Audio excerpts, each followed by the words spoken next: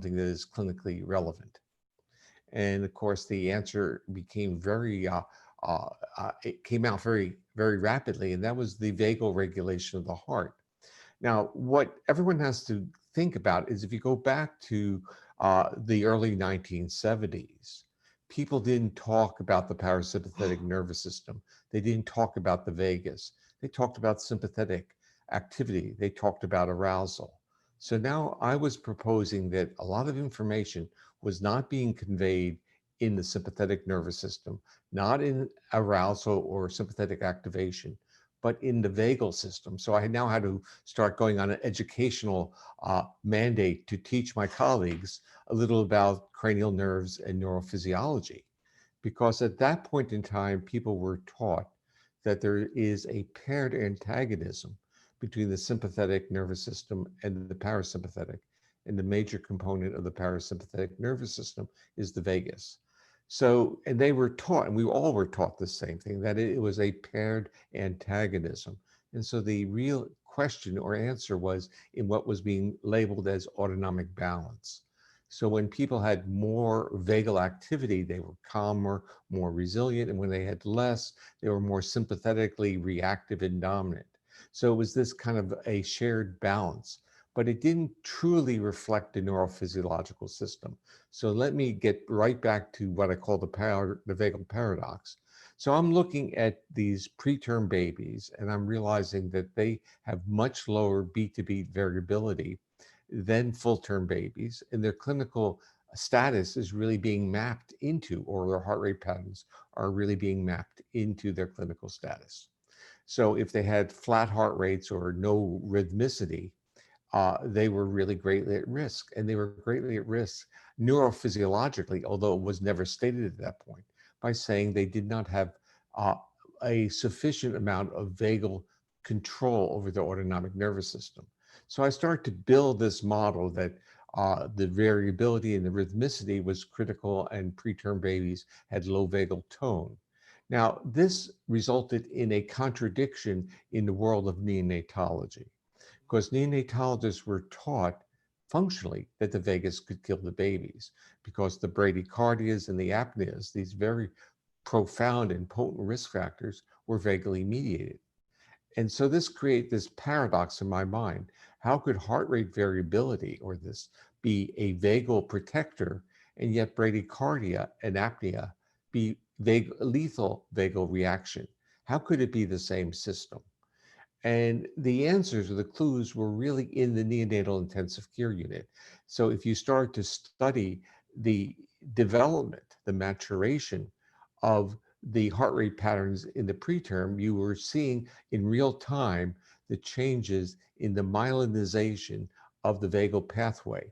And myelin is a fatty substance that coats the nerve, in this case, the vagus, that enables it to work more efficiently and more effectively. So you could see in real time the functional changes in the system as it became a more regulatory system. So that put me on this quest of how could this be occurring in the same neural pathway. And the answer to this was really found, the term I used, in the bowels of the Library of Medicine and the National Library at the National Institutes of Health, where Sue and I both had appointments when we were at the University of Maryland. And what I started to learn was that I started to search the literature to find, the term I used was all things vagal. I would go down and look at all the journals and try to understand this. And then I ended up in a very unusual area. I started to look in an area called comparative neuroanatomy.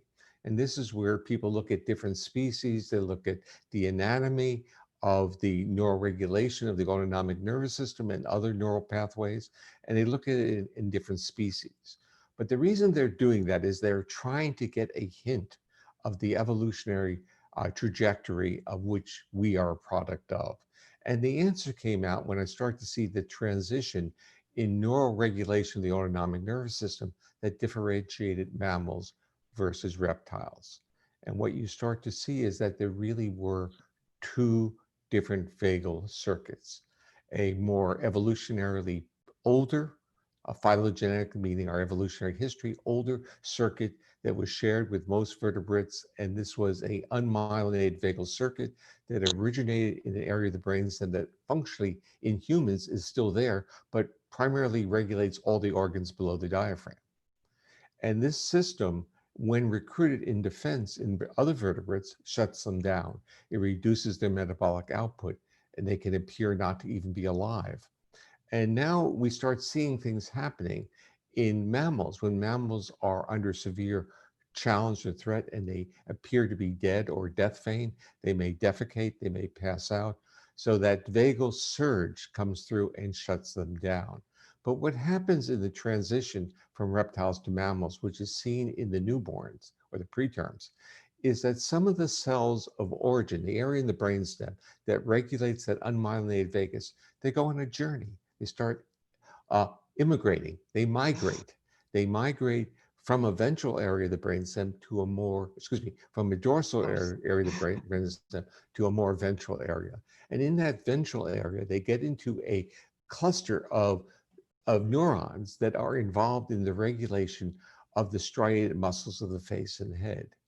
And this becomes extraordinarily interesting from a social perspective and also from a survival perspective for mammals, because those vagal fibers start getting linked to the fibers that regulate sucking, swallowing, breathing, and vocalizing.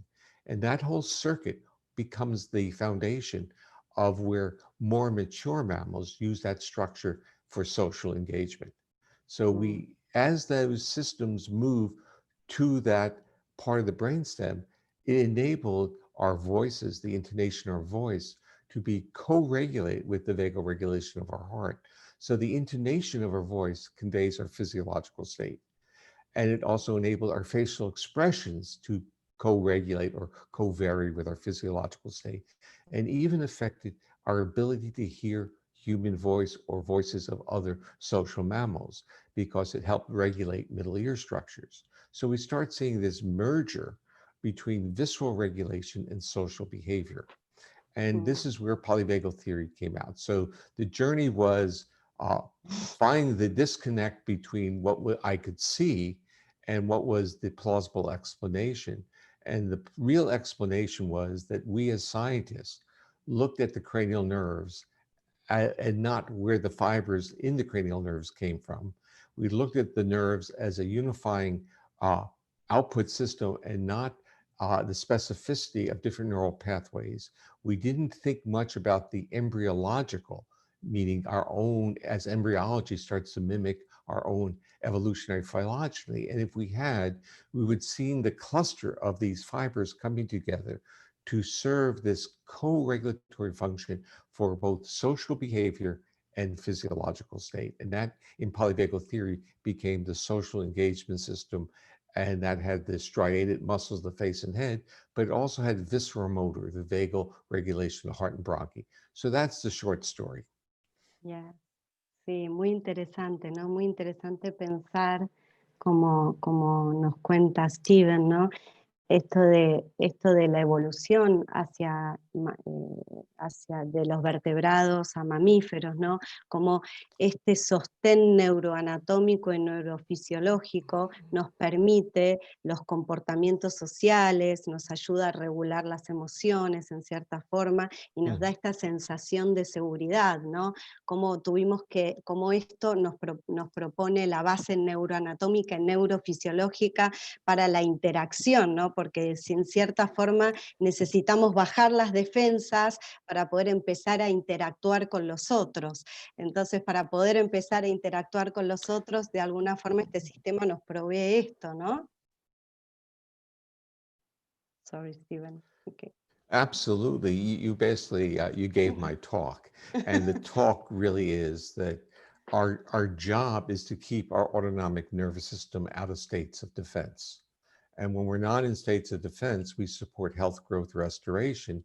But staying out of defense requires cues of safety and trust in the environment and those around us. And so we start seeing this synergism between the optimal physiological state and the optimal mental or psychologically context that we live in. And this enables, all we need to do is think about our evolutionary heritage as mammals. Mammals are born and they are dependent. They mm, need to be safe, they need to be protected. Our autonomic nervous system does not support health, growth, and restoration or homeostasis when it gets triggered into a state of defense. So the job is to keep the body, the nervous system, in to detect cues of safety so it can do its job, help us grow. And in polyvagal theory, that signal goes through a process called neuroception. It doesn't require cognitive awareness. It means that our mm, nervous system evolved to detect cues of safety as well as cues of threat and danger and even life threat. And so it doesn't require any intentionality. And this mm, becomes really, I would say, interesting to watch with infants because you could see their bodies calm when the vocalization of a maternal voice with its intonation is there. And you can see a child get rigid if the voice lacks prosody and appears to be yelling or barking at the individual. We can see this in children in classrooms. We see the same things. And we all know the symptoms. If the body detects cues of threat, what happens to the gut? So many children are fearful about going to school. They get stomach problems. Many people under certain social settings actually have to go to the bathroom because their body detects those cues not as welcoming, ujú, but as threat. So we know that our body is really there telling us what the world is like. And often the body makes the right decision. It is dangerous, but sometimes it makes the wrong decision because the body tends to be, our nervous system tends to be conservative. So if we detect threat when there is no threat, we're not going to be injured. So the body will have, the nervous system will have this conservative approach. So we have to be understanding, and many individuals go into therapy to try to enable their bodies to feel safe enough to become re-engaged socially. And again, in the world that we're living in, especially during COVID-19, our bodies are receiving cues of threat, and our physiological reactions to that are going to bias us to see things that negatively. We're going to start overreacting to things we hear and people that we mm, know because we're tuned to be defensive at this point. And so we mm. have a lot of work to do. Sí, a mí me interesa mucho este concepto, ¿no? Esto de que también traes vos, Steven, el de neurocepción, ¿no? Esta capacidad, ¿no? De estar detectando permanentemente estas claves de seguridad y de amenaza, y que realmente lo que sensamos finalmente es la respuesta, ¿no? O sea, que no hay una percepción consciente, que estamos todo el tiempo recibiendo señales, ¿no? De afuera, entre nosotros, de nuestro Mm. cuerpo, y de acuerdo a eso, el sistema hace como una especie de balance y dice, bueno, me siento seguro, puedo interactuar o no, me siento amenazado, y pone en funcionamiento todo un sistema defensivo, y esa esa plataforma fisiológica, como recién acabas de decir, nos va a condicionar, ¿no? La forma de experimentar al otro, de Yeah. experimentar la realidad, de vernos a nosotros mismos, ¿no? Entonces esto me resulta sumamente importante, esto de que no nos damos cuenta, pero está operándonos. There's an important point, and that is we react without knowing what we reacted to. And you brought that up in your point. But there's another point is that we are aware of our bodily reaction. So we're not aware of what triggered it, but we're now aware of a bodily reaction. Now, what does that produce? It produced in a inquisitive mind a personal narrative to explain that gap. So we make up stories. We say, you said something to me and now I'm mad at you. Or it's because this happened to me, now I am destabilized. That may not be the case. That may be our creative minds trying to make a rational story that we can now work with. And the real issue is we need to become more embodied. And this is now, of course, a buzzword in the community. And what that really means is we have to be listening to our body. We have to witness our body. We have to be aware of our body. We don't have to evaluate our body. So most of us have, of course, we're all professionals. And what does that mean? What has been our role from childhood on this trajectory of being a professional? And that is don't listen to your body. Because if you listen to your body, you won't sit at the desk, you won't study, you want to go outside and play, you want to be with people, because that's our biological imperative, is that we want to connect. Now, the reality is that we should develop a balanced worldview where play is an important component of it in social behavior, because that will enable us to have more resilience and more even intensity when we study and when we learn. And we forget this. We forget that we learn, our learning is based on being on a neural platform that enables us to be accessible to information. And we're only going to be accessible to the information when we're embodied, we're safe in our body, and we're safe with others. Sí, qué interesante lo del concepto de estar encarnados, ¿no? Porque realmente a mí me llama mucho la atención siempre esta idea, desde la medicina o desde las terapias, en donde siempre los abordajes son tan top-down, ¿no? Tan cognitivos o tan Yeah, tratando de trabajar sobre el pensar y yeah, no actually, abordar el cuerpo. Sí. right. But let's make it even simpler.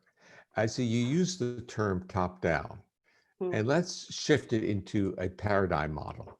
It's a ujú, stimulus response, it's an input output. It's something that's broken, I'll fix it. mm, And in medicine, what is the role of the physician or the surgeon or in all our allied health professions of the therapist? To fix it. Now, when you say I'm going to fix something, you're already evaluated that's something. So when you feel evaluated as a human being, do you feel welcomed? Do you feel accessible? Do you feel safe? Being evaluated is a trigger to our nervous system that says we're under threat. We know that from elementary school. We learned that. Evaluations, tests, standardized tests, for medical boards or for any type of certification, tests, tests, mm, tests, the mm. evaluation, the individual, never the welcoming. Welcome to our family. You're part of it. Now be creative, do what you can. So we are missing the point about how we function as an organism. And we've used a stimulus response or an input output of law of nature, of experimental science. You put something in, you get something out model. Yet, as our human experiences has taught us, that's not the sole aspect. It's how we are feeling inside that affects how we process that stimulus to give the response. So why do we use words like calm down, you'll do better, unless we Mm, really intuitively understand that? So polyvagal theory, the take home from polyvagal theory is that it really fosters a stimulus organismic state response model, or a way of seeing this in a paradigm is stimulus organism response. And this goes back to my early days doing work on babies, where we looked at heart rate variability, and if they had more heart rate variability, their neuroorganizational state was more welcoming to process external stimuli. It's the same model. So what happening in medicine, what happens even in mental health treatment, and especially in areas like addiction, is we see there is a problem, and we being compassionate and committed and passionate about our commitment, professionals want to fix it. And that desire and that energy to fix it often triggers in the people we want to help a feeling mm, that they've done something wrong, they're being evaluated. And so mm, the paradigm needs to shift. It needs to shift to a welcoming, accessible model in which we literally are recruiting the nervous system of our clients and our patients as collaborators on a journey to a health or a journey of expansiveness. mm. Sí, y es muy interesante porque otra cosa que quería charlar un poco también era esta sensación, ¿no? De cuando realmente este balance de claves de seguridad y amenaza queda más a favor de amenazas, ¿no? Cómo es que por evolución también se van manifestando nuestras diversas formas de defensa, ¿no? Si nos puedes comentar un poco eso, cómo el sistema nervioso por su forma de operar en Mhm. forma jerárquica, ¿no? Cuando realmente no podemos encontrar, como decías recién, estas claves de seguridad en los otros, cómo nos activamos, ¿no? ¿Cómo es esta activación? Okay.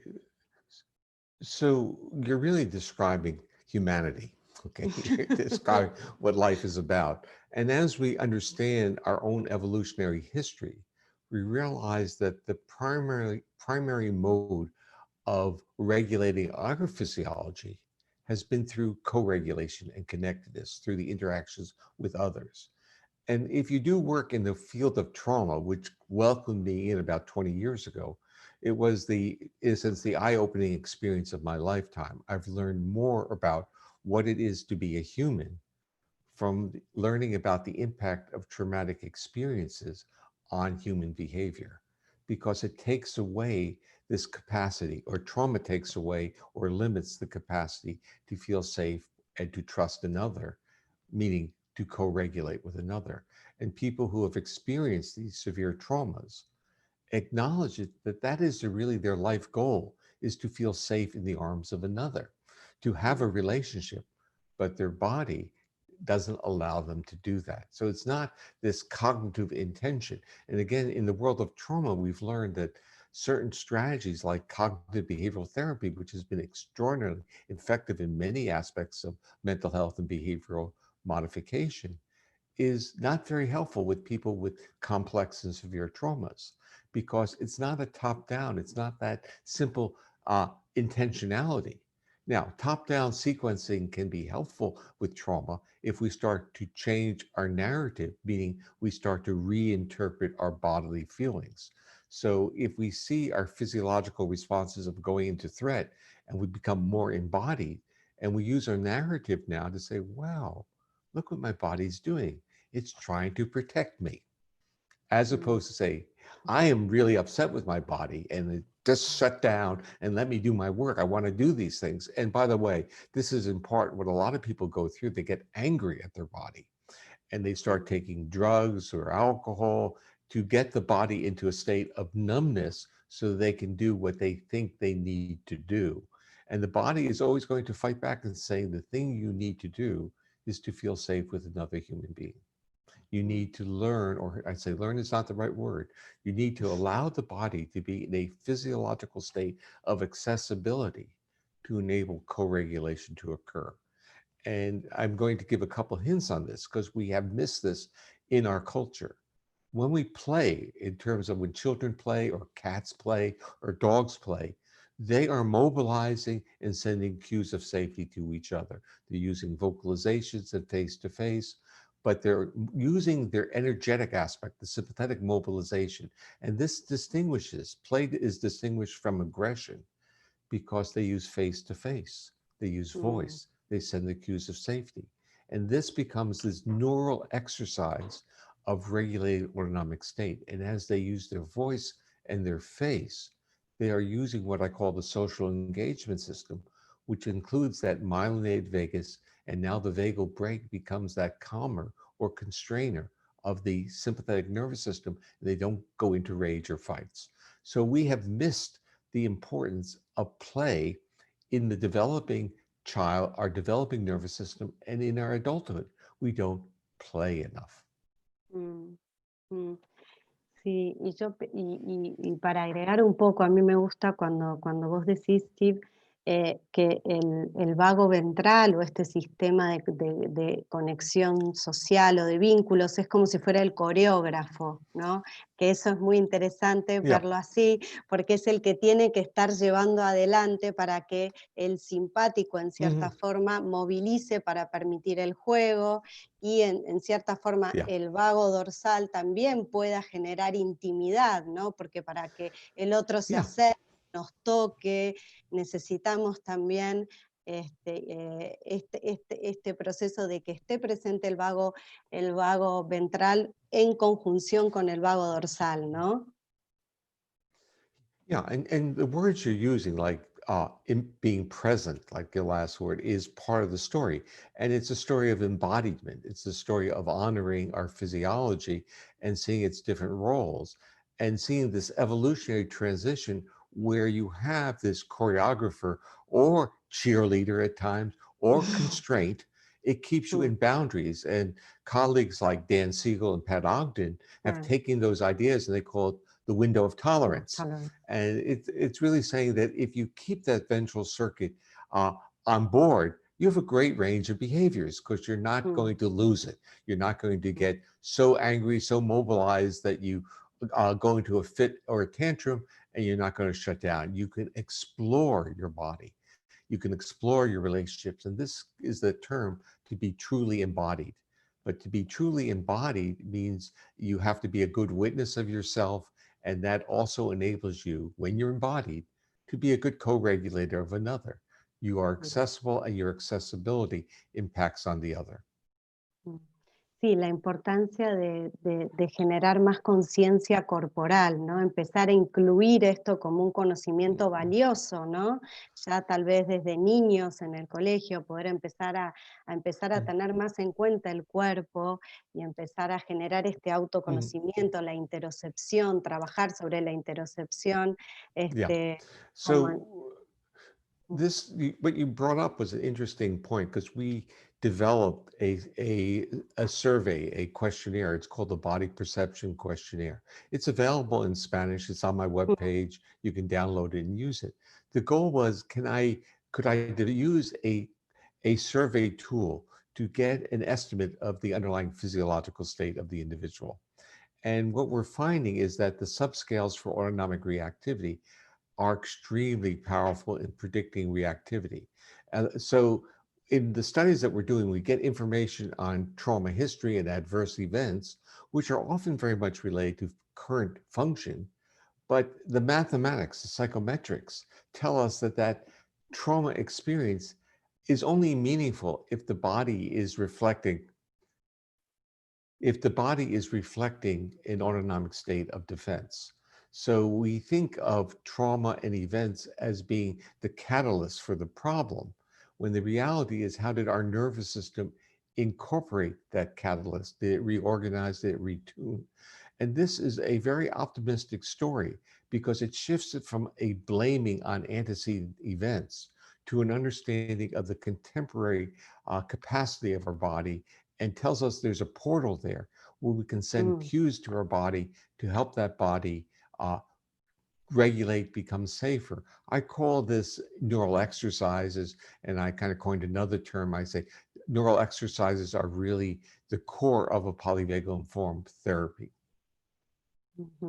Bien, bueno, qué interesante que esto sea algo, una variable a intervenir, ¿no? Y cómo podemos empezar a incluir estas claves de seguridad como para poder modificar estos estados fisiológicos. ¿Y qué pasa cuando el ser humano no puede corregular, ¿no? No encuentra la forma, no encuentra seguridad, no puede corregular? Eso inmediatamente, ¿no?, cae en estados defensivos en orden, como decíamos, ¿no? Primero tal vez una reacción más de movilización simpática, y finalmente la que me interesaría explorar ahora es por ahí la de inmovilización, ¿no? Una vez que falla eso, jerárquicamente el sistema nervioso tiende a estar en estados de inmovilización que están relacionados con trauma, ¿no?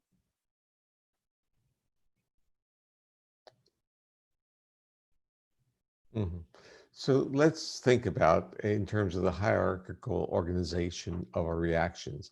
And this again is part of polyvagal theory, because polyvagal theory talks about this hierarchy and the reverse hierarchy. So it looks at the segments or parts of the autonomic nervous system, how they came on board with invertebrates. And of course, the newest one is this ventral or myelinated vagal circuit.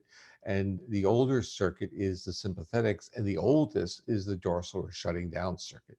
Now, in the late 1800s, a neurologist from the UK, John Hewlings Jackson, came up with the term dissolution, which is evolution in reverse. And he used that to explain what happened with brain injury and brain damage, that those disruptions resulted in a dissolution of older circuits. So meaning that the newer circuits were functionally inhibitory. And when you damage those, you become more impulsive, more reactive. So in neurology, you see, in a sense, reactivity or impulsivity as a feature of certain neurocortical areas losing their control. Well, polyvagal theory takes the same construct of dissolution, but now applies it to the autonomic nervous system. Now, the point that you're bringing up is that when you are in a toxically stressing environment, I would say most of us live this every day. And of course, with the pandemic, it's worse and worse for those who are self-quarantined with individuals that they don't get along with, especially children in households which are not safe. And this occurs in a good portion of the world. That the nervous systems of individuals under chronic threat cannot be co-regulated. Their bodies now are tuned to be defensive. So at best, they can stay in this mobilized fight, flight, aggressive state, but that's metabolically costly. And it also implies, because this is the evolution of it, that fight or flight will be successful. If fight or flight results in more restraint and more injury, the body may just shut down.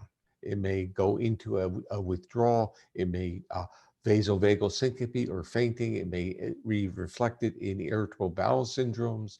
So you start seeing the lower part of the body shutting down.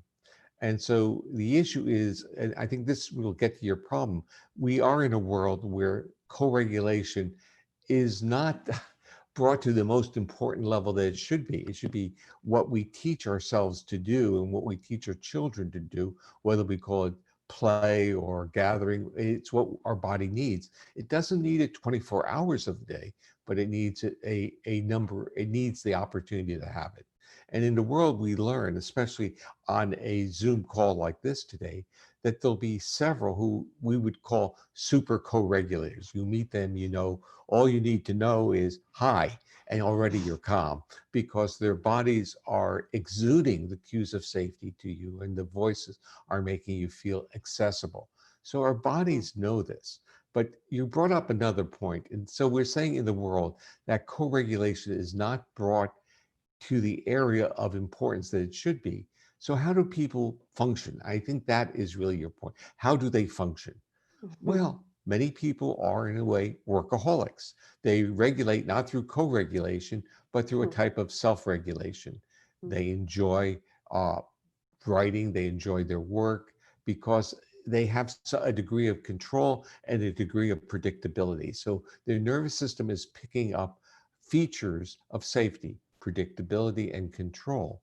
And so you start seeing more people functioning as if they were on the autism spectrum, especially in the world. I'm an academic. So academics, that is our world. It's a world of people who like objects. They regulate with objects. The objects are predictable, they're safe, and they enable us to regulate. And then you have other people who regulate through mobilization, the exercise people. And then you have people who try to find external ways of doing it through substances or other addictive behaviors. So if we think about many of the atypical behaviors or pathologies in our modern world, they are all about attempts to regulate our physiological state. And the way that we were wired to regulate it was through social interaction. It doesn't mean we have to be bathed in social interaction all the time, but we need to have some that enables us to feel safe. Sí, y qué interesante, muchos pacientes vemos hoy en día, o por lo menos yo veo niños en mi consultorio, muchos niños con alteraciones en la prosodia, en el tono de voz, hipersensibilidades, ¿no? Auditivas, flat face, esta cara plana, ¿no? Con falta de expresiones, ¿no? Todo esto que tiene que ver con este sistema que por ahí no se constituye en chicos dentro del espectro autista, pero sí que tienen estas características, ¿no? Como alteraciones en la prosodia o hipersensibilidades, que uno tiene que tienen como fallas en la regulación sensorial. Absolutely. And as you start to reach for autism and autism spectrum, you saw the trap you were falling in. And the issue is we want to pathologize it or make it a pathology. And really, it's an adaptive state that our body is in. It doesn't mean that we have to be in that state all the time. So what we're really saying is that if the social engagement system is not working, that's what you're describing, flat facial affect, the Mm, auditory hypersensitivity is because mm, the same nerves that control the upper part of the face regulate the muscles of the middle ear. So if our face is flat, we become hypersensitive to sounds. Why? Because we become more sensitive to low frequency predator sounds. It's a very adaptive function. Then you start finding out that you're starting to see visual hypersensitivities or light sensitivity. And you look at the pupil and you realize there's something else going on. That pupils dilate when you block the cholinergic system. What is the neurotransmitter of the parasympathetic system in the vagus? Acetylcholine. So when you block your parasympathetic nervous system, meaning you prepare your body to fight or flee or to mobilize, your pupils dilate. So you start seeing this whole texture coming together. Then as a physician, you say, well, how's your gut to the same child? And the child says, or the parent says, well, he oscillates between constipation and diarrhea. And that's because the signal of safety to the enteric nervous system never got there. So the ventral vagus, which is signaling the lower gut to do its job, never gave it that signal. And so you mm, start seeing trauma guts or autistic guts. People talk about the same thing, and that is a dysregulation of that system. And you start seeing manifestations of peripheral clinical disorders.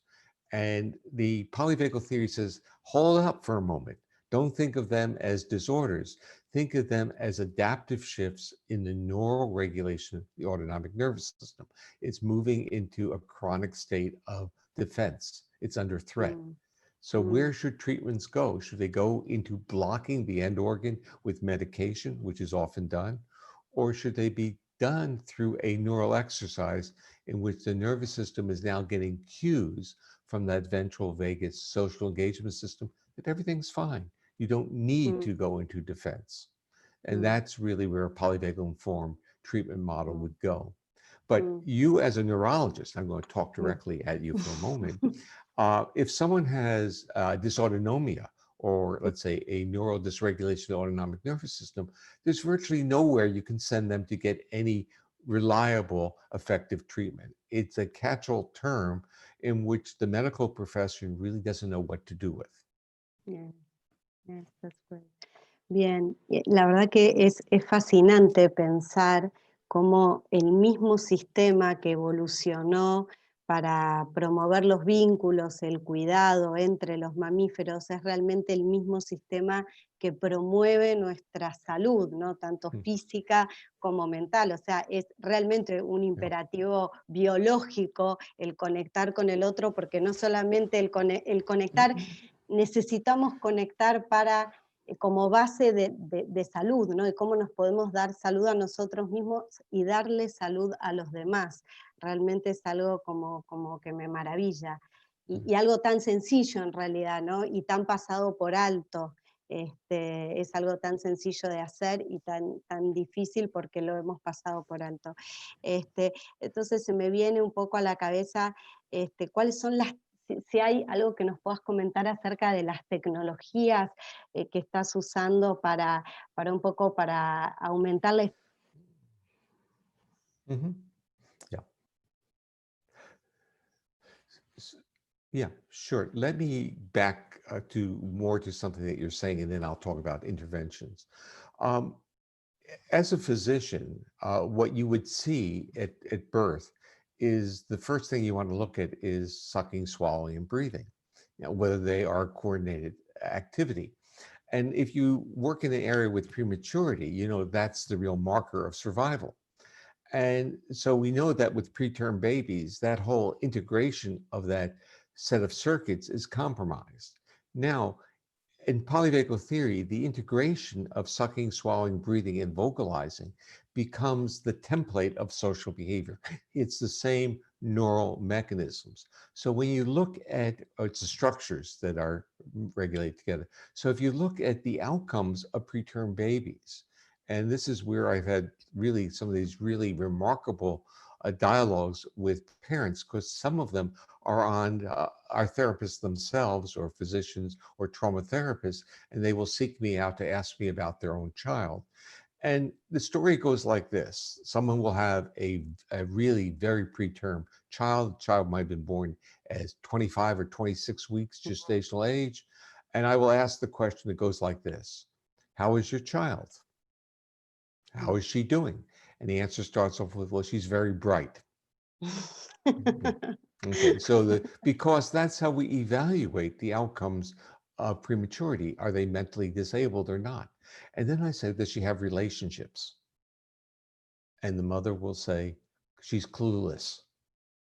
Mm, And the answer to this is that that system never was let's say, adequately exercised when she was developing.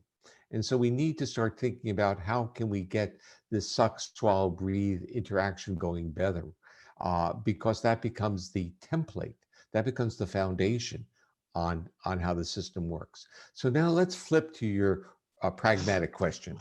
And your pragmatic question is, where have the insights of this, where have they led me? And what would I do if the system is not really working well? So a couple of decades ago, I started to experiment with the use of acoustic stimulation as a way of extracting a distilled acoustic signal of safety and trust, meaning mothers' melodic voices make babies feel comfortable. Could I take that principle and take vocal music, process it to amplify the intonation shifts so that the nervous system could not reject the cues of safety? And this evolved into an intervention that is now being distributed called the Safe and Sound Protocol. And what that does is a computer alters music to amplify intonation shifts or prosody, conveying safety. Now, the interesting story is that if you apply it to children who have, let's say, hypersensitivities of sound and their social engagement behavior is compromised and they have many of the symptoms that would put them on spectrum, they will respond, most of them, I say 80 to 90%, will have really very nice reactions. They may become spontaneously social. Their intonation in their voices will change. Their auditory processing will improve, and their hypersensitivities will disappear. And interestingly, their selective eating even changes. They start getting exploratory, their gut problems. So you start seeing this whole profile of that social engagement system coming back on board.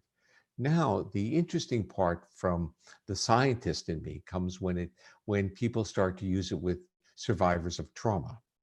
mm, Because what are we doing? We're playing music. And what are we doing with the music? We're, in a sense, modulating the sounds by taking energy out of the music. So we're not even presenting as much acoustic energy as in the unfiltered music.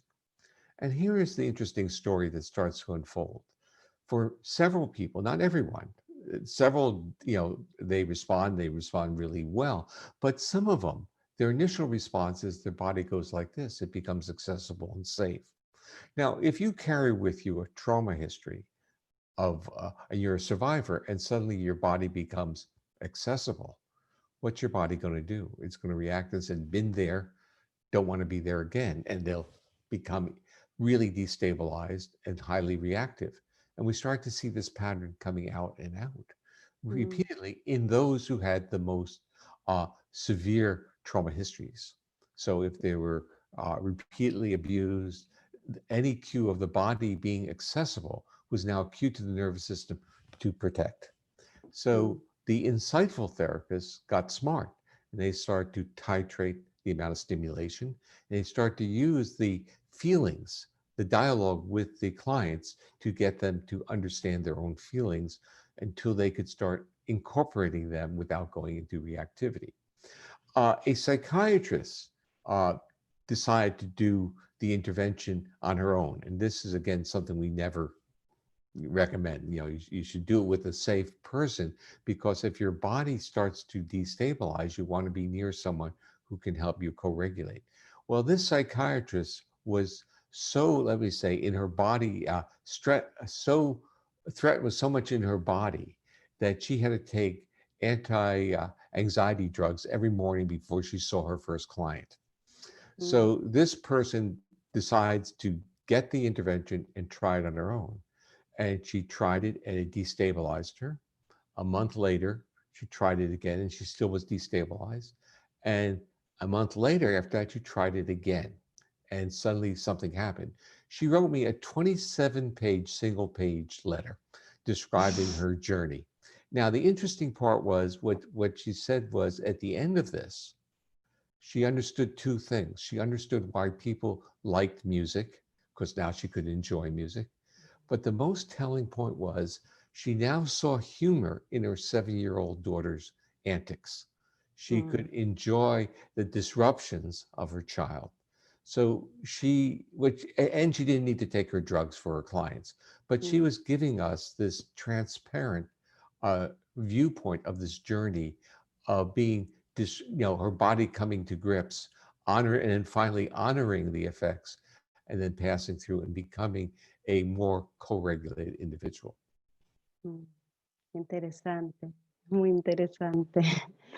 ¿Y, ¿Y qué otras formas tal vez de intervenir el vago? Porque, por ejemplo, el otro día hablábamos que hay algunos estimuladores vagales. ¿Qué opina de los estimuladores vagales? Hay unos que son Yeah. auriculares. ¿Cuál es Well, su opinión acerca de eso? oh, I think this is a very important discussion, and the discussion actually leads us to what is our model? Is our model to, in a sense, trigger the endogenous system to work in a more integrated way, or are we medicalizing our treatment Mm, models? So, mm, stimulation will be calming. So you can do an implant, but now people are more, let's say, aware of the feedback loops, and they're going from the ear, which are afferents, not in the ear, mm, but on the surface of the ear. And there are afferents for the trigeminal, facial, and vagus nerve. And all three of those nerves, the sensory part, go into the area of the brainstem that regulates the social engagement system, the ventral vagal complex. So it doesn't really matter if they're hitting trigeminal or facial or vagal in that area. We'll get to that, and it will mm, have a degree of calming effect. The real question is what happens next? How do you use that visceral state in your treatment model? How do you use it in a neural exercise as opposed to saying, I fixed it because I shifted the state? So you mm, need to now, how does that shifted state get integrated into the program of behavioral and neural regulation?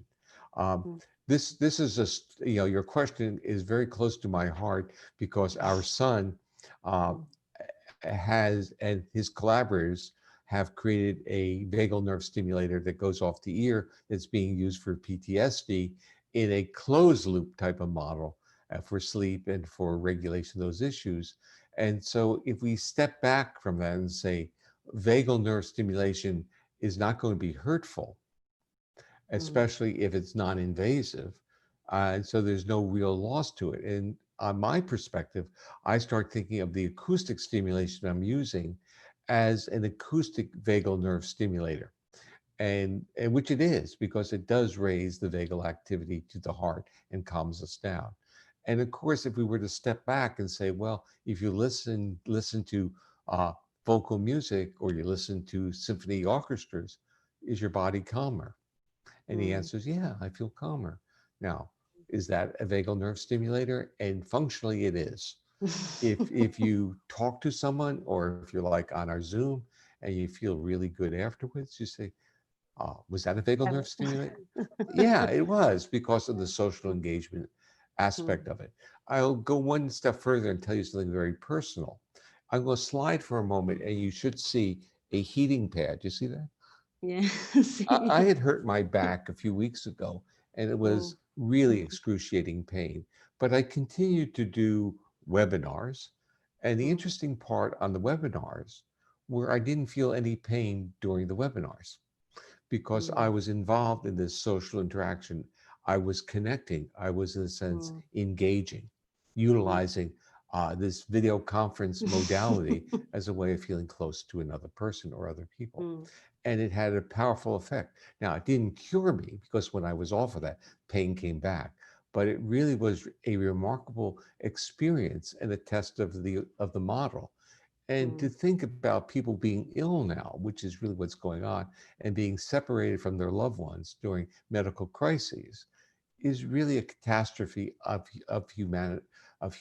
humanitarian levels. So our bodies are screaming for connectedness. And when we have connectedness, our pain levels go down, because all we need to think about is pain is the archetypical feature of a body being in a state of defense. Sí, bueno, me quedo pensando en esto de que somos todos estimuladores vagales, ¿no? Entonces, potencialmente estimuladores vagales, y todos los portales que tenemos y los portales ancestrales que venimos teniendo y que hemos también desoído mucho desde la medicina, ¿no? Esto de tal vez la danza, que hay muchas personas que en las terapias somáticas, la danza, los cantos, los rituales, ¿no? Cómo realmente todas estas cosas son estimuladores vagales también, sin ser nada que te pongan en la oreja, pero todos funcionan activando el sistema de conexión social, y cómo el ayudar... Chanting. Chanting, exacto. Sí. Chanting and singing, yeah. Muy importante, ¿no? Esos rituales, y cómo esto me trae a la idea de empezar a usar de vuelta estos portales y el cuerpo para volver a activar el vago. La verdad que es algo que... So there's a chapter I wrote on, it's in the Handbook of Compassion Sciences. It's that Oxford handbook. I think Paul Gilbert has a chapter in it as well. It's called Vagal Pathways, Portals to Compassion. And the idea is that chant, vocalizations, posture even, are ways of triggering vagal activity. And this was understood intuitively throughout the history of humanity. And the issue is Polyvagal Theory says, well, it could be intuitive, but it also has a neurophysiological basis. So we have these portals, and in the clinical world, you see some portals that people try, which are very ineffective, like ingestion. So a lot of people eat under challenges and stress. It doesn't work real well. So if you watch babies developmentally, initially they're regulating through ingestion, but that rapidly shifts by 6 months into the social behavior becomes even more important.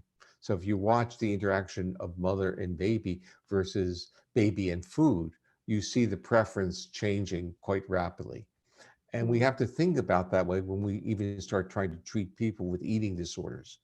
That is, if you look at their attachment history or their developmental history or their safety history with others, there's a lot of other issues going on. But the idea is the oral ingestion becomes another portal. And so I grew up with an anxious mother, and my mother used to chew gum, and my father didn't like that. So he would get very angry at her for chewing gum.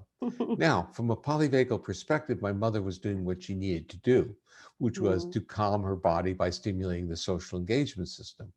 And my father was doing what he needed to do, which was to, in a sense, make decisions that were not necessarily compassionate. But we start understanding this. If we understand that a lot of things that we may not like in another person's behavior has an effect on helping them regulate their physiology. Now, for the other person, they need to understand that, and they might kind of find another behavioral pattern that would not be so disruptive to their mates, their partners. But so in a sense, you have this duality of respect, a respect that I have to regulate my body, but also respect that in my regulation of my body, I don't want to disrupt your regulation of your body. Bueno, la importancia de conocer los procesos, ¿no? De cómo funcionamos, nos permite realmente después empezar a crear distintas, si uno quiere, tecnologías o portales para activar el vago, pero creo que Mm. empezar por conocer los procesos, ¿no? Empezar a promover este tipo de Yeah. conocimientos en diversas áreas, ¿no? En el campo de la medicina, en el campo de la educación, en el campo de la psicología, nos permite realmente generar esta sabiduría y que cada uno, porque no hay recetas, ¿no? Es esto de decir, bueno, cada uno empieza a adoptar su propia estrategia. Yeah, but we end up, in a sense, even though they're individualized and tend to Mm, be unique, there's common core. There's a mm, common core in which we're projecting a sense of accessibility and safety. We're using facial expressivity. We're using intonation of voice. We're pacing our breathing. We're expanding the duration of our phrases. We're creating contexts that are quiet enough that we don't have to be hypervigilant. So there's certain basic rules that our body is looking for, and we need to apply those rules in education. We need to enable children to feel safe in the classrooms. We need to do this in the hospital settings, where hospital settings are all about surveillance and cleanliness. And if you go into a neonatal intensive care unit, it's exhausting as a healthy adult to be there. There's so much activity. And I have a nervous system that can regulate. Think of these preterm kids trying to survive with all the noise and the activity around them. And even the vocalizations of the people in their environment are not voices that are soothing and calming. mm. So we know what our bodies need. Now it's incumbent, it's our responsibility to create environments in which we are able to project cues of safety and trust. Mm. Sí, y he leído que en varios lugares, Steve, vos decís que esto se genera como, digamos, en forma automática. Uno automáticamente genera estas condiciones de seguridad, pero uno las puede generar también activamente, ¿no? Siendo consciente de que estos procesos realmente nos operan y cómo este proceso de volvernos conscientes en cuánto podemos afectar al otro, ¿no? En la biología, en Mm. la fisiología del otro, también siento que es muy importante. Well, yeah, and what you're really saying is that there is an implicit responsibility. If you're a physician, if you're a mental health caregiver, if you're a parent, if you're a spouse, there is an implicit responsibility, and that is to understand that your presence is being witnessed by another, and your presence is affecting that other person. Mm. And so we live in a world where we say, "I didn't say that." Or we talk so much about the words we use, and really the reality is the words we use become almost irrelevant. It's how we present ourselves to the other that becomes important. And there's one point I really want to say, and this is about what I think polyvagal theory gives to the clinical world.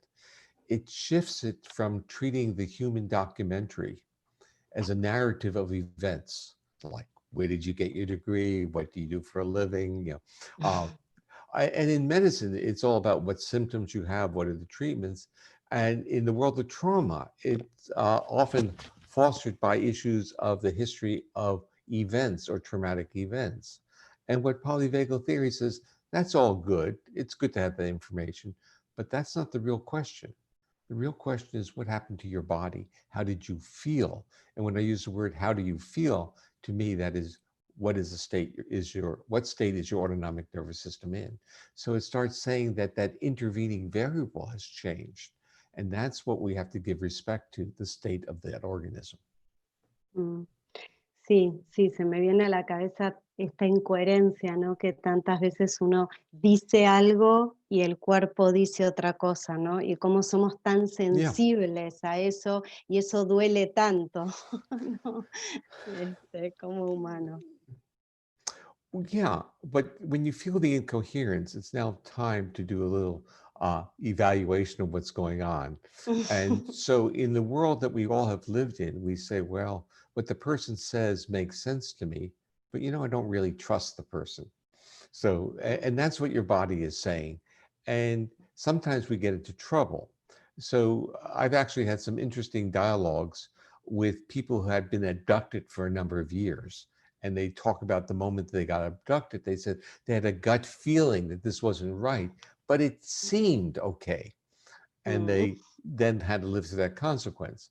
We end up with this with certain types of social relationships. We say, well, I thought it was okay and I didn't really react to it, but my body was telling me something all along.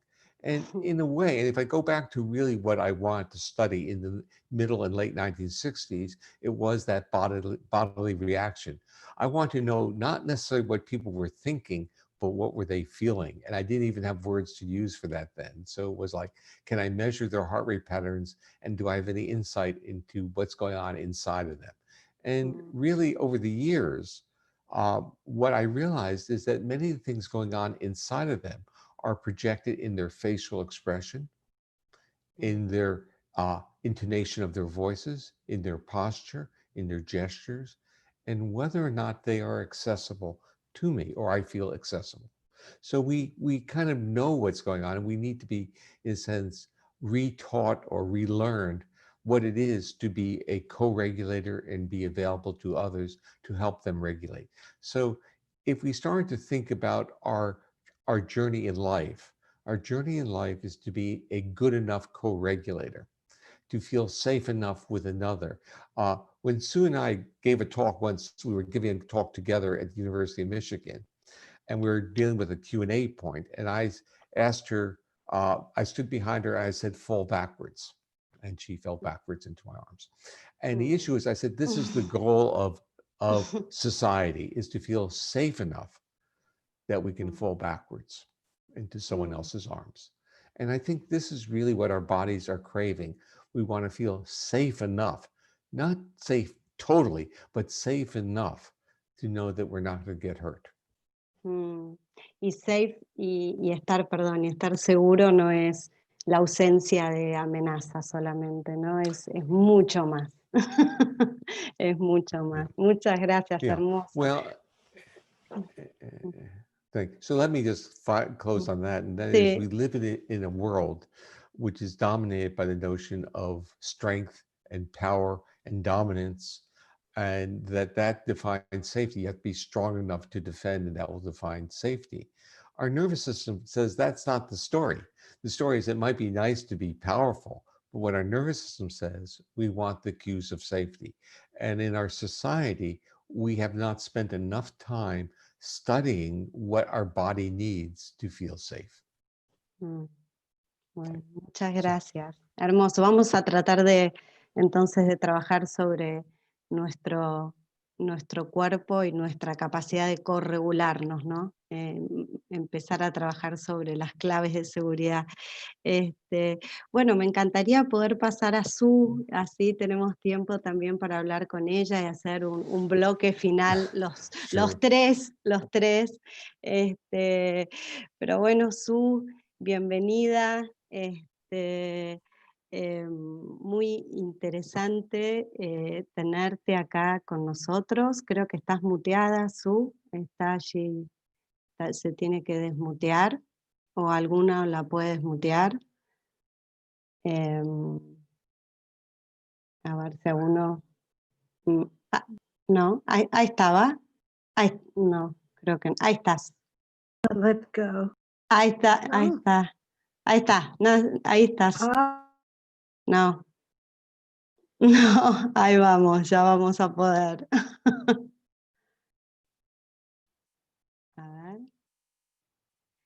A ver, Su, que no haga nada. Ahí estás. Ahí está, perfecto, genial. 10, lo hicimos. Buenísimo. The gods of electronics are looking upon us. Favor. Bueno, gracias Su por estar, gracias por acompañarnos y bueno, con muchas ganas de conocer más en profundidad tu trabajo, Su. Yo en particular estoy muy interesada en el rol de la oxitocina, del sistema oxitocina-vasopresina, que realmente hoy es muy popular la oxitocina y mucha gente habla de los beneficios, ¿no?, de la oxitocina, pero a mí también me gustaría investigar un poco en los efectos que tiene la oxitocina en el estrés, ¿no?, y en esta capacidad que vos describís, Su, de la oxitocina para adaptarse al contexto, ¿no?, que no siempre tiene la misma función, y eso también me pareció muy interesante, y tal vez un poquito del rol de la oxitocina en la inflamación, en el sistema inmune, en el microbioma, que eso me parece también muy, muy interesante. Así Wow, que bueno, un montón quiero saber lo que puedas contarme eso. right. Well, thank you so much, Lorena. I think it's easiest if we think in evolutionary terms. There are so many bodily systems and things we could talk about. We only have a few minutes. There are several ways you can look at human behavior. Steve has used the autonomic nervous system. I have preferred biochemical approaches. And now it's really common and exciting to think about the immune system as something that regulates our state and our physiology. So actually, I have begun to try to peel back the layers of those systems.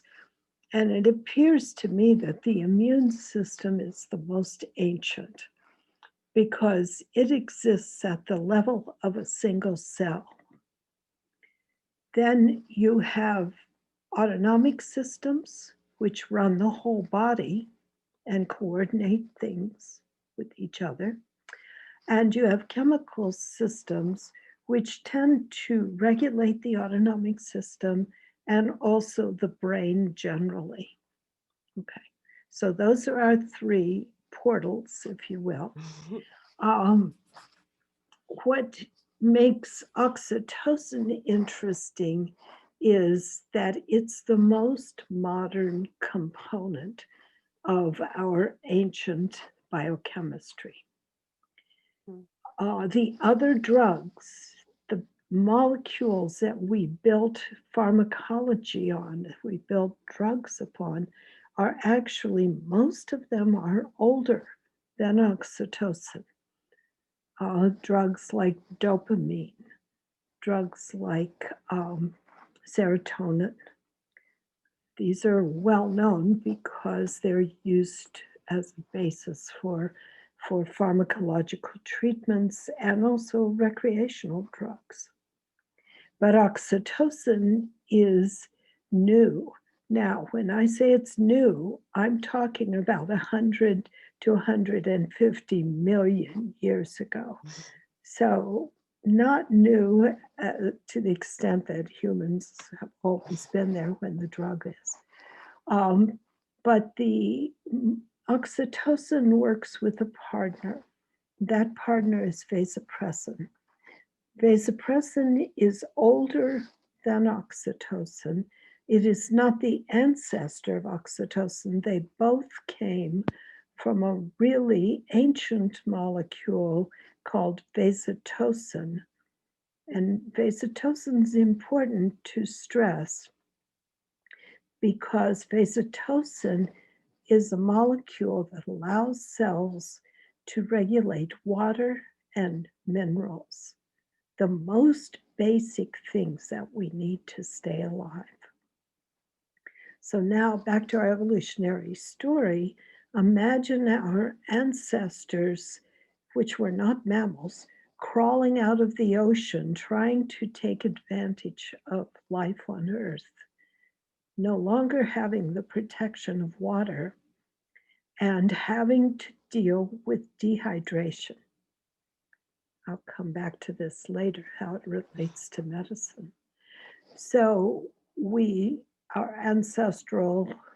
think our ancestral, not our real ancestors, but the creatures from which mammals evolved, had to deal as they as we merged or transitioned to mammals, we had to deal with how to raise our offspring. And traditionally, we laid eggs. Let's say fish do this. They often lay eggs, and then the male comes along and fertilizes those eggs. But there's, in most cases, not all, but there's usually almost no parental care. So the mother might fan the nest, but she's not going to take care of her individual babies. By the time we got to mammals, we had moved to internal fertilization, and that's where oxytocin came into the story. Are you following me? Yeah. So oxytocin allowed us to give birth and to nurse our babies, because giving birth means the offspring need to be small enough that the mother can keep them inside of her for a while, but also get them to the outside. This is a big problem for modern humans. Our babies are getting bigger, and it's getting harder to give birth. But even no matter how big a baby is, it still has to depend on milk for, let's say, it should be given milk for the first 6 months at least of life as the main food. And the mother's ability to give milk or to eject milk to the baby depends on oxytocin. And the third thing that made mammals unique is we had these immature offspring, and we had to take care of them. We didn't just give them food. We needed to give them a certain amount of nurture. That's a third job that oxytocin's involved in. So these then, if you speed forward a few 100 million years to modern mammals, you start to see then these as the building blocks for what Steve calls co-regulation. These are the physiological systems in the brain that allowed us to interact with others, that in fact caused us to want to be near others. The baby needs to be near the mom, and the mom needs to be near the baby. So we have this elaborated system, modern in a very, very relative sense, because in fact it's at least 100 million years old, but still with us and still part of that amazing capacity that humans have and most mammals have to interact with and support others to co-regulate. Okay? Is that enough biology for the moment? Sí, es por lo que es más conocida la oxitocina, ¿no? En general, cuando uno habla de la oxitocina, enseguida la asociación es al parto, ¿no? Al bebé, al cuidado del bebé, pero bueno, yendo más allá, ¿no? De estas funciones, me interesan mucho las funciones que se han observado, por ejemplo, frente al estrés, ¿no? ¿Qué sucede con la oxitocina frente al estrés? Yes. Yes, is a very difficult question to answer because there's very little research, but I've been digging into what I could. Oxytocin, because it's more modern, can override these older molecules I've told you about. And those older molecules are mostly stress hormones, as is the immune system. It's a kind of stress biology. So remember, I told you, I think the immune system is the oldest, but then we had more modern molecules. We talk about the adrenal gland and the so-called hypothalamic pituitary adrenal axis. The molecules you're most familiar with are cortisol in humans. Those molecules are mostly involved in survival. And stress, what we call stress, is the point at which our body is trying to find a way to survive. And a lot of the things that you and Dr. Porges talked about, what we might call pathologies, are when the body is using the stress pathway, but doesn't have access to these other ways of doing business, if you will. So when we cannot get out of stress, or we stay too long in this self-defensive mode, we are using up the body's resources. We cannot grow or restore or heal very well. So everything that goes on in medicine, most modern medicine, is about disease. It's about finding ways to try to help the body heal. But in fact, our medicines aren't very good, in part because they're based on pharmacology, on ancient molecules that I told you about, that are really weren't there for just the purpose of healing us. They were there to fight stress. And we had to, in order to get the sophisticated mammal that we'd like to think we are, the complex mammal, we need access to this newer system, and we need access to the concept or the feeling of safety, which is how our body can visualize, if you will, these feelings that go along with growth and restoration and healing. So we are dealing with a system that's really old. It's much older than language. It's much older than the kind of cognitive processes we use most of the time.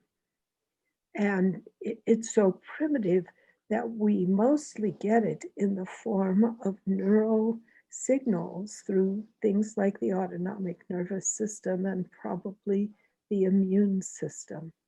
So we know when we feel sick and we know when we feel well.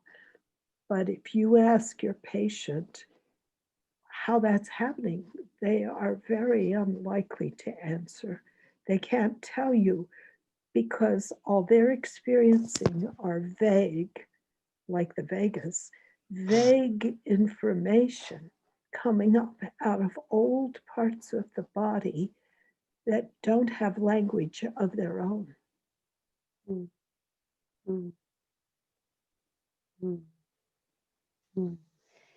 mm.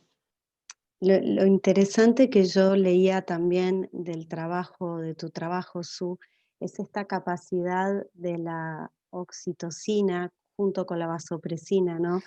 De este sistema en adaptarse al contexto también, ¿no? Cómo puede funcionar diferente de acuerdo al contexto. Y eso también, si nos puedes explicar en qué consiste, porque aparentemente la oxitocina puede actuar sobre los receptores de la vasopresina y la vasopresina tiene efectos bastante diferentes a los de la oxitocina. Yes. Entonces a veces puede tener, de acuerdo al contexto, no siempre la oxitocina tiene todos estos efectos beneficiosos, ¿no?, de los que se habla. Yes. Yes.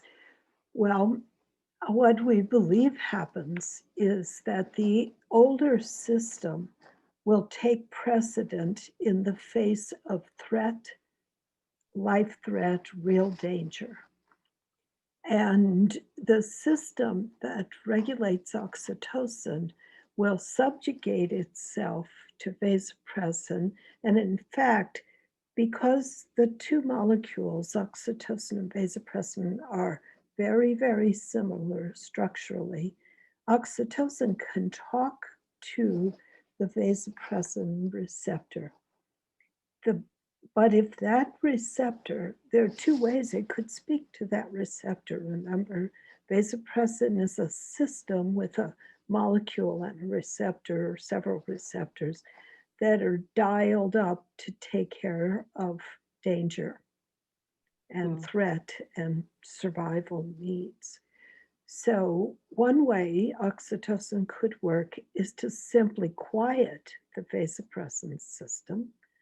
And if you're in a state of safety, and if you are a person who's been raised in a safe environment, that's probably what will happen most of the time. Oxytocin will go over and sort of pat the vasopressin receptor on the head and say, okay, it's all good, you are safe. But if there's extreme threat, let's say an earthquake, something that's so dangerous your body has to respond quickly, then vasopressin takes charge. Oxytocin may even act like vasopressin in those cases.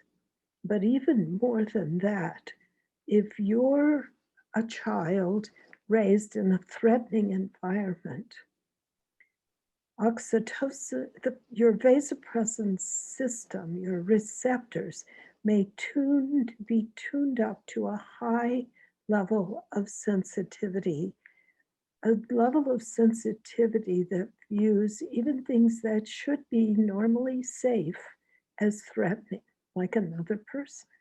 So a safe person may come into your environment, but the context here is not just the moment, but the whole life history of each person.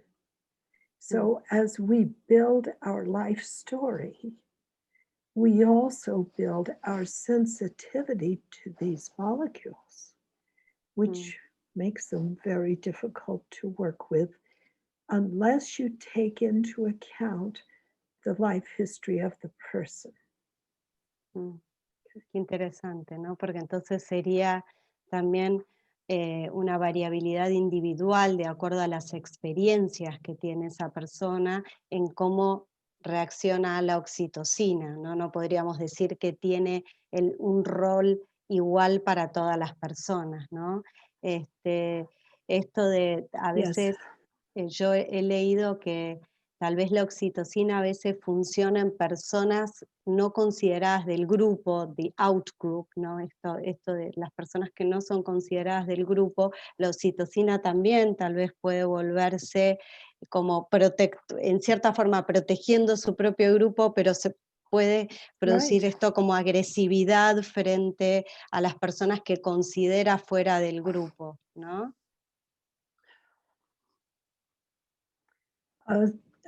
There are several studies done in the Netherlands and in Israel over the last 10 years that show exactly what you said. They tried to use oxytocin to make people feel safe. And a subset of those people, depending on what we're calling context, depending on life history and the moment they're in, two kinds of context. Some of those people did not show the intended responses by the investigators, but actually became more self-defensive and began to feel that a sense of paranoia. And you can imagine who those people were. They were the people whose life history had made them feel like outsiders.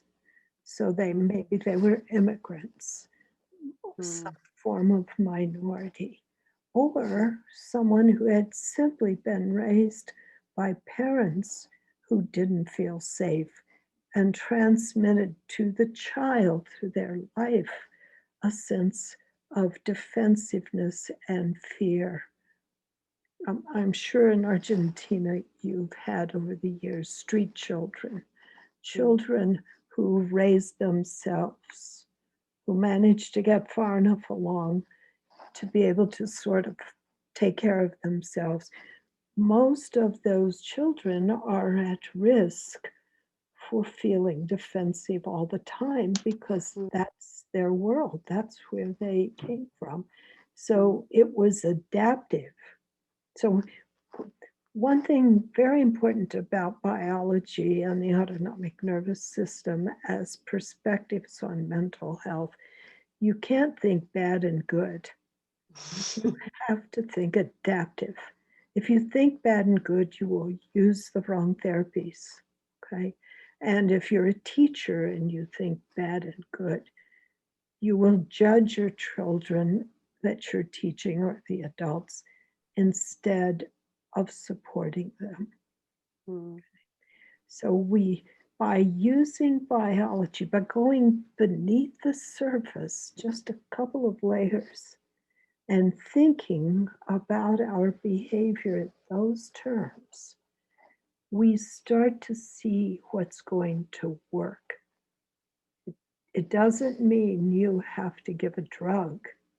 It means you have to think about the biology of the individual and how to help that person achieve a desired state for their optimal outcome.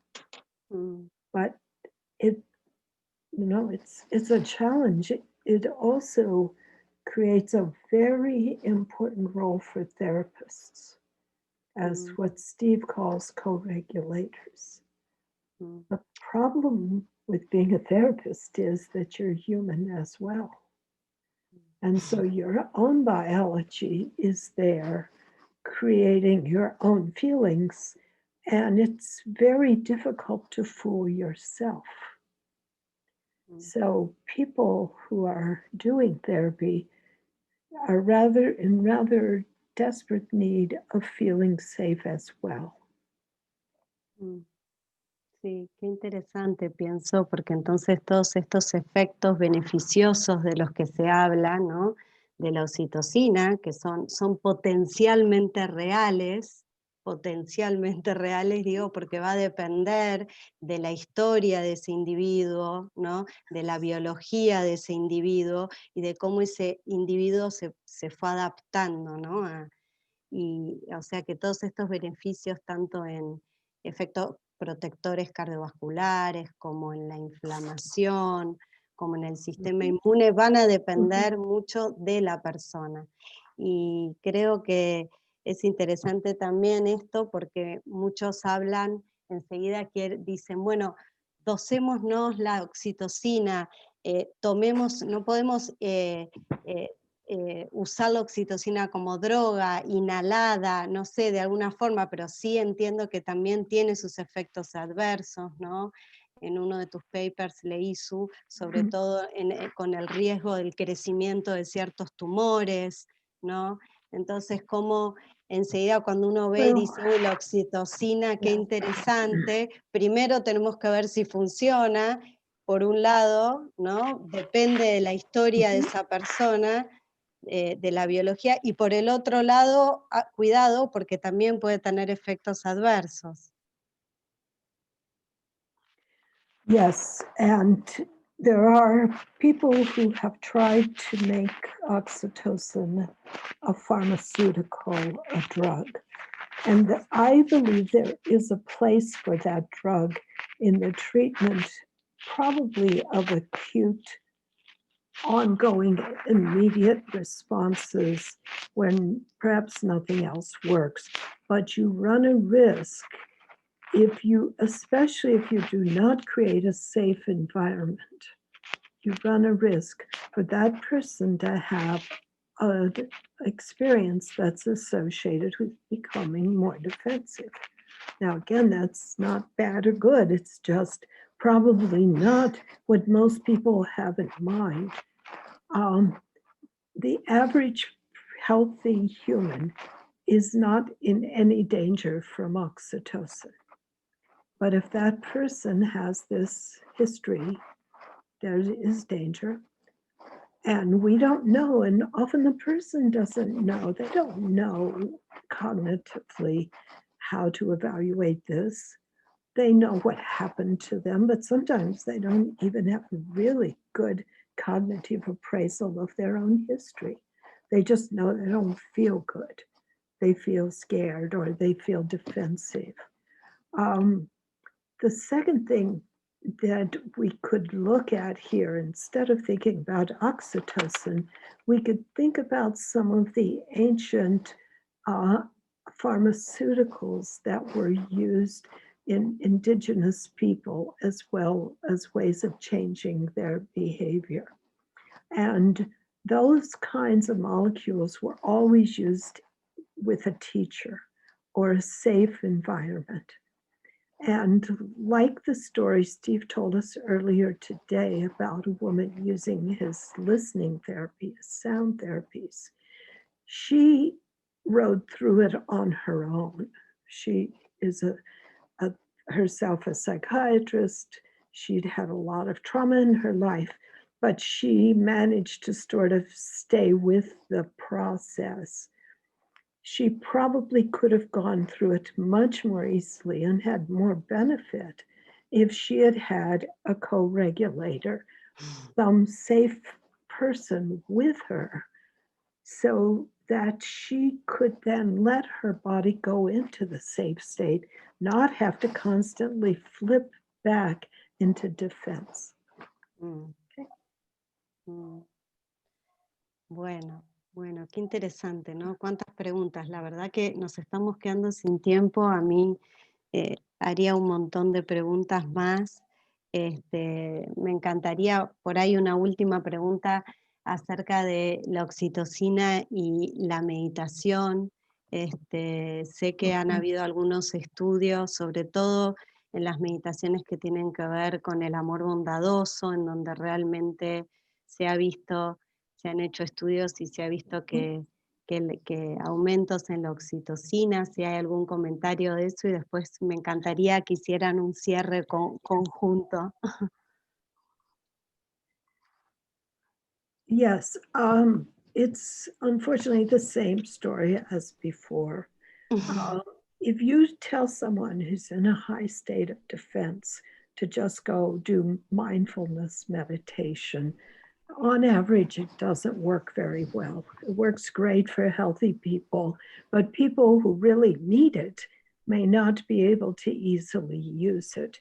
One of my collaborators, a psychiatrist named Jim Harris from Johns Hopkins University, decided he was determined to look at loving kindness meditations. He had always been he was sort of a Buddhist turned doctor.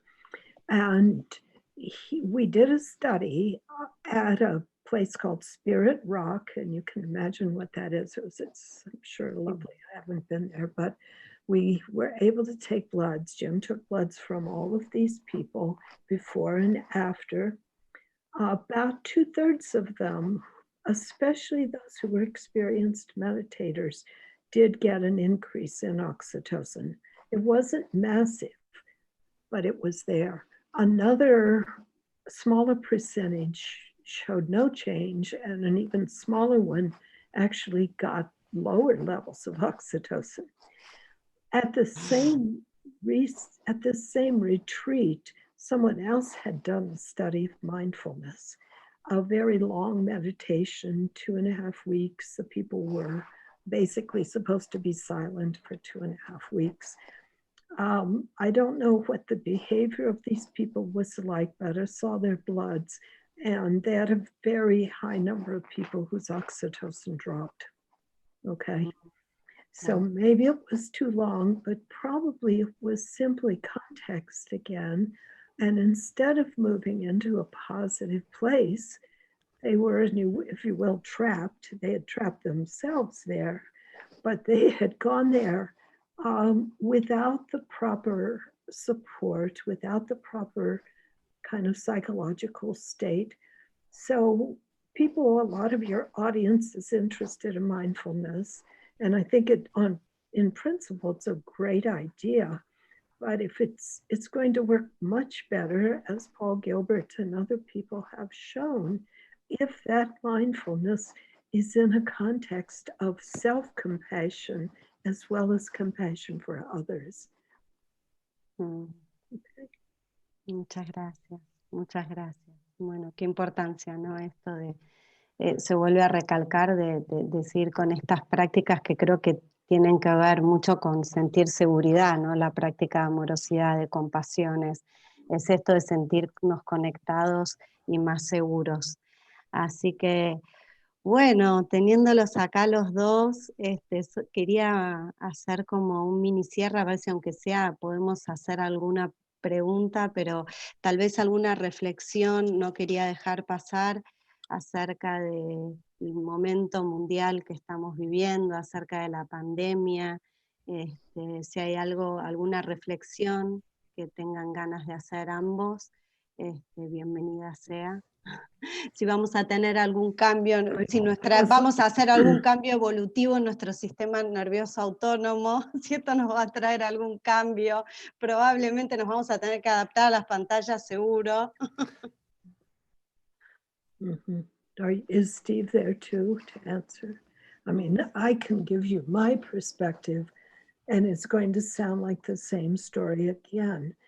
The immune system, because it's so old, it tries to override everything else. It's a kind of bossy ancestor. If you want to quiet it by outside influences, you first have to quiet it inside. You have to allow yourself to feel safe, and that's near impossible because we're so social. So you may need others to help you. I do not know exactly with COVID what's going on, except that it seems to be causing what they call a cytokine storm, a high level of immune overreactivity in a subset of people, not everybody. And I would love to have samples to look at the hormones and also the autonomics, if we could, of people who are exposed to COVID and do very well, don't get sick, just like people always have, and those who we would ideally follow through the disease, who might get more ill, to see if in fact they have gone into a more primitive way of dealing with their problems, which we know they do. Their blood pressure goes up, their body starts to put out too much defense. So as we understand disease in general, and COVID is one that's forcing everybody to know more about their body than they did before, everything we've talked about here today is protective against the kinds of viruses and immune threats that have always been with people. And some of us survived and others didn't. But now we're a bit smarter and we can say, well, if I want to make it through this, I need to do those things that make me feel safe. And ideally, I need to be with those people who make me feel safe. Bien, la seguridad como remedio. ¿Sí? So let me kind of add on to this. I'm going to go from a different perspective because I'm going to first talk about the challenges and then talk about what we may gain from the challenges from acknowledging what's going on. First, the challenge is we see what happens when social support or co-regulation is being limited. We see that vulnerability. And we realize that when we're under states of threat, our nervous system wants to gravitate. Oh, we lost him. Lo perdimos. Oh, Se cayó. Bueno, vamos a ver si puede subir. Well, se cayó justo. Oh no, he's gone. Bueno, Ahí see what's wrong. Okay, thank you're you. Back. You're back. Thank you for letting me back into the room. Okay, so the issue is there's a paradox going on. Of course, we're under threat and we can't use the mechanisms that we normally use. So that's the part. And we normally use mechanisms of co-regulation of social interaction. So we are becoming aware of the importance of other in our lives, even though for many people, the other becomes distractors from what they think is their job in life. We start realizing that the important part of living is our ability to connect and interact with others. So that becomes important. The other part that we're learning is we're learning about who is vulnerable to the virus. And this is really what Sue was talking about. We're learning about all those features of people who are in states of chronic threat, whether it's a metaphor of threat because of finances, or a metaphor of threat because you're a minority, or you're not, in a sense, accepted. You're seeing that the virus hones in, finds those people because those people are susceptible because their physiology is already in a state of threat. And when Sue brought up this notion of cytokine storms, the real conceptualization of that is our nervous system, is our immune system already in a state of threat? So if we're already physiologically and autonomically and immunologically in a state of threat, then our resource, our resilience is limited. And those are the people who are at high risk. So we're, again, this is like the story about trauma. When I walked into the world of trauma, it taught me what it was to be a human being by what people had lost in their life experiences by having a trauma history.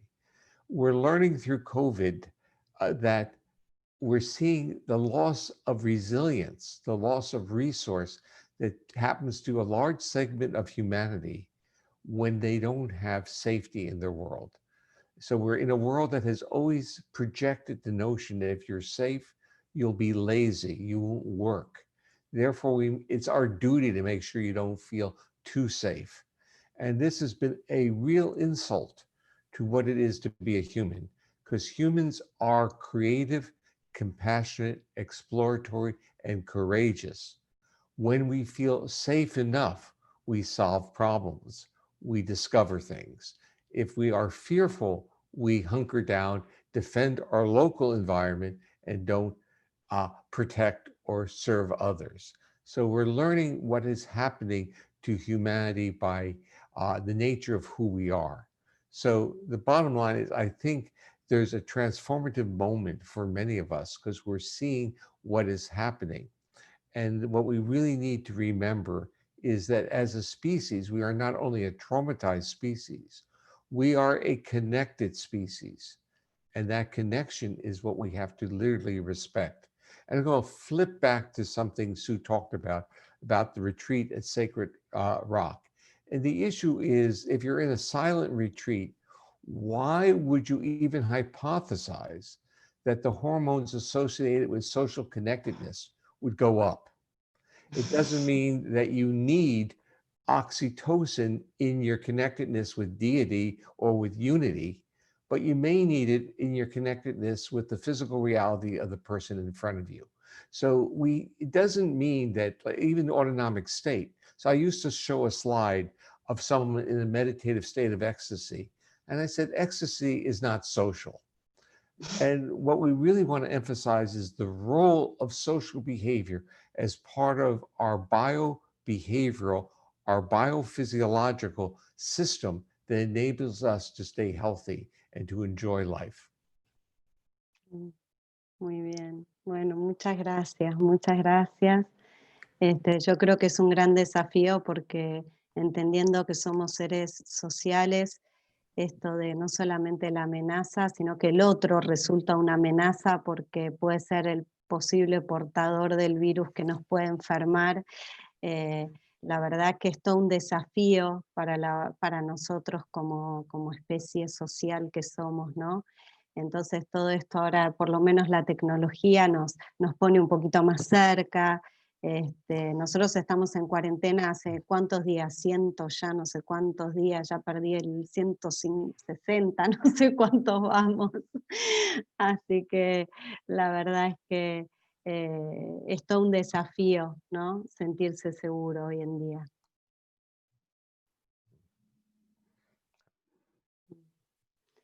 Así que bueno, no sé si hay alguna pregunta, chicas, que han podido recabar, porque estamos un poco sobre el tiempo y no sé si hay alguna pregunta, chicas, que quieran, que no se haya respondido.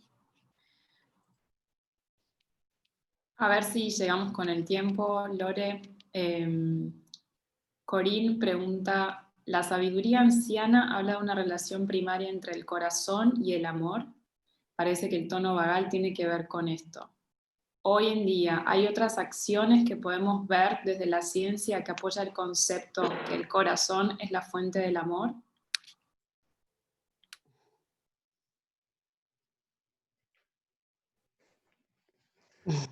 The issue is this transition from metaphor to a physical reality. It's the way I use it. I think that through the notion of our social engagement system, we project, when I say project our physiological state in our voice and on our face, we could say I'm projecting my heart in my face and my voice. And then you now have your metaphor that I'm projecting heart and my love and my accessibility, my compassion, and even my gratitude. So it's this connectedness between the heart and the face that enables all these metaphors or constructs to be delivered. It just depends on our language, what we elect to use. Lenguaje de poeta.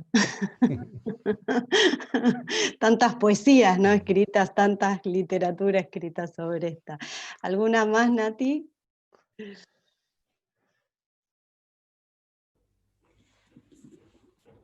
Nati. Sí, ahí voy. Perdón, muchas se fueron respondiendo, Lore también. Hay Gabriela Sigaler preguntaba por el protocolo del SSP que él hizo referencia. Preguntaron sobre cómo se evalúa y qué es la frecuencia cardíaca. No estuve muy atenta al principio si la respondieron. No, probablemente la gente quiera saber sobre la validez de, o cómo hacer, cómo medir correctamente la variabilidad de la frecuencia cardíaca para poder ver la eficiencia vagal, ¿no? Calculo que eso querrán saber algunas personas. Well, you're really up to date because the word vagal efficiency has just been recently introduced. Te sigo, vagal Steven. efficiency is only... Thank you. Vagal efficiency is really telling you whether your vagal tone or your vagal break is dynamically the regulator of your heart rate. So you could have high vagal tone, but it may not be effective. So this concept of efficiency is really telling you the efficiency of your nervous system in regulating. Now, what I'm working on, so this is not out there yet, but let's kind of, the Safe and Sound protocol is being delivered or marketed through a company called Integrated Listening Systems. Integrated Listening Systems was recently purchased a year ago by a company called Unite. Unite also makes biofeedback, meditation, and heart rate devices. And what I'm doing with them is taking their device and enhancing the algorithms to give a measure of both the vagal break, vagal regulation of the heart, and vagal efficiency with the accuracy and the precision that would be acceptable in the clinical research journal. And that will be available in a few months. The important part of this is that the cost of the device will be less than $200 or about $200. And then the analysis would be available to clinicians if they were doing research or if they're doing practice. If they're doing practice, the game plan that I would see is they would use the information of their client's heart rate and heart rate pattern in part of their collaborative journey with their patient in teaching their patient about their physiological reactivity and then becoming more embodied. So they'd have their physiological measurements, and then they would be able to talk about their experiences of how they felt when they are in different states. Bien. Bueno, buenísimo. ¿Alguna más que hayan visto? Estamos en tiempo, Lore. Bueno. Bueno, muchas gracias. No queremos, queremos honrar el tiempo y la verdad que agradecerles de todo corazón a los dos el haber estado acá, su generosidad. Siempre nos han respondido con mucho afecto y han estado muy flexibles y muy predispuestos. Así que, bueno, seguiremos en contacto. Ojalá puedan venir a Argentina, están más que invitados, están más que invitados a venir. Y bueno, y ojalá podamos hacer algo juntos, investigar. Me encanta investigar, así que podemos trazar algún camino juntos. Y si hay algo que ustedes quieran comentar, tienen una página, algo que quieran contarle a la gente, tienen su minuto, su. So my personal webpage is stephenporges.com, and you can find lots of information on that. Muchas gracias. Sue, your webpage is through Kinsey? You're muted, Sue. El micrófono. Ahí está. I maintain an appointment at the Kinsey Institute. I have a web page there. There are papers there that people can access, open access papers, or they can just look up Sue Carter on Google and find quite a bit of information, I think, that's easily accessible. I'll also sell, I think I've sent Lorena several papers, those that are published, and the largest one on oxytocin is Nature's Medicine. That's now in press. So, and they will be open access. I'm no longer willing to publish anything that is not accessible to everyone. So we will, Steve and I are both working very hard to get these constructs out to as many people as possible, not just therapists, but everybody, because I think they can be understood by just about anyone. Muchas So, gracias. have I sent you the copy of the paper on COVID? And Sí. you can share Sí, that. nosotros podemos compartirles a todos los que quieran. Y bueno, y también quiero hacer un agradecimiento a Paulina, a Emilia, que estuvieron traduciendo, que es un esfuerzo enorme traducir. Así que muchas gracias por estar presentes. Y también a Sociedad, Mindfulness y Salud, a María Noel, a Santi Nader, que nos estuvo ayudando con la conexión a YouTube. Así que bueno, y bueno, a mis compañeras Nati y Cuca. Así que bueno, muchas gracias por hacerse presente y por tan generosamente poder brindar toda esta sabiduría que creo que abre todo un nuevo paradigma. Así que muchas gracias. Gracias. You're welcome. Thank you. And a virtual hug to all of you. Virtual hug. Bueno, muchas gracias. Muchas Bye. gracias. Bye-bye. Bye-bye. We'll keep in touch. Bye-bye.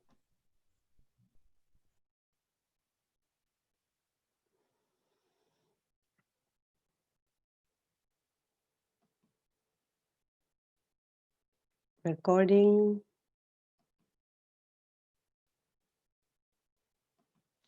Hola, Santi. Gracias. ¿Cómo fue eso? ¿Paramos de grabar? Gracias, chicos, gracias. ¿Me escuchan? Sí. No me escuchan, ¿no? No me escucha nadie a mí. Gracias, Santi. Ya me contarán cómo fue todo. No los escucho. No sé por qué no los escucho. Debe ser por el modo webinar. Somos nosotros.